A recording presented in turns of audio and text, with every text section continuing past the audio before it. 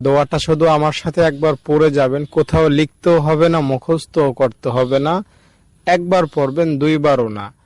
আপনার গোটা জীবনের জানা অজানা যত গুনাহ আছে সব মাফ হবে। ছোট গুনার কথা বলছি না, বড় বড় গুনাহ, যেমন মিথ্যা বলেছেন, হিংসা করেছেন, নামাজ পড়েন নাই, রোজা রাখেন নাই, সুদ খাইছেন, এই রকমের মারাত্মক ভয়ঙ্কর লেভেলের গুনাহের কথা আমি আপনাকে জানাচ্ছি। ইনশাআল্লাহ এই দোয়াটা এতই অ্যাকশনে ভরপুর, যেই পড়বে সাথে সাথে অ্যাকশন। এই দোয়াটা যদি আজকে ফেরাউনও পাঠ করত, ফেরাউনের গুনাহ আল্লাহ মাফ করে দিতেন। তাই আপনি তো ফেরাউন না, ফেরাউনের মতো তো গুনাহ আপনার নাই। আপনাকে আল্লাহ তাআলা নিশ্চিতভাবে ক্ষমা করবেন।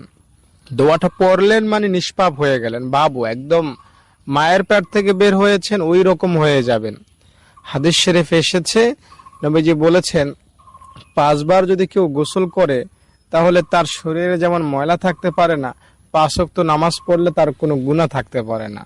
আরেকবার নবীজি একটা শুকনো ডাল ঝাড়লেন সাহাবীদের সামনে, সব পাতা একটা একটা করে পড়ে যাইতে লাগলো। তো নবীজি বললেন যে বান্দার গুনাহকেও আল্লাহ তাআলা এভাবে আমলের উসিলায় মাফ করে দেন, সব গুনাহ ঝরে পড়ে যায়। আর একটা হাদিসে পাওয়া যায় সুবহানাল্লাহ আলহামদুলিল্লাহ আল্লাহু আকবার কেউ যদি নামাজের পরে 33 বার পড়ে তো তার গুনাহ যদি সমুদ্রের ফেনা পরিমাণও হয় কোনো ব্যাপার না, আল্লাহ মাফ করে দেন। তো আল্লাহ তাআলা বান্দার গুনাহ কয়টা ওদিকে তাকান না, আল্লাহ তাআলা বান্দার দিকে তাকাইয়া বান্দাকে ক্ষমা করে দেন।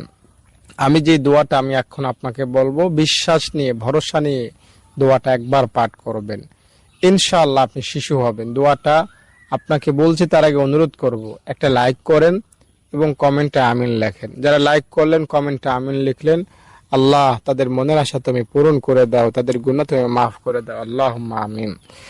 দর্শক, দোয়াটা হলো আশহাদু আল্লা ইলাহা ইল্লাল্লাহু ওয়া আশহাদু আন্না মুহাম্মাদান আবদুহু ওয়া রাসূলুহু। এই দোয়াটা কেউ যদি পড়ে উজু শেষ করে তাহলে তার জন্য জান্নাতের 8টা দরজা খুলে যায়। সে যে কোনো দরজা দিয়ে দাপটের সহিত জান্নাতে পৌঁছতে পারবে। আজানের পরে কেউ যদি দোয়াটা পড়ে তার গুনাহ মাফ হয়ে যায়। এই দোয়াটার কারিশমা, ক্ষমতা, অ্যাকশন অনেক। একটা হিন্দু যদি এই দোয়াটা পড়ে মুসলমান হয় তার সারা জীবনের সব গুনাহ মাফ হয়ে যায়। তাই আপনিও যদি এই দোয়াটা আজকে পাঠ করেন মন থেকে, দিল থেকে, অন্তরের গহীন থেকে, কোনো গুনাহ থাকবে না। দায়িত্বের সাথে বলছি।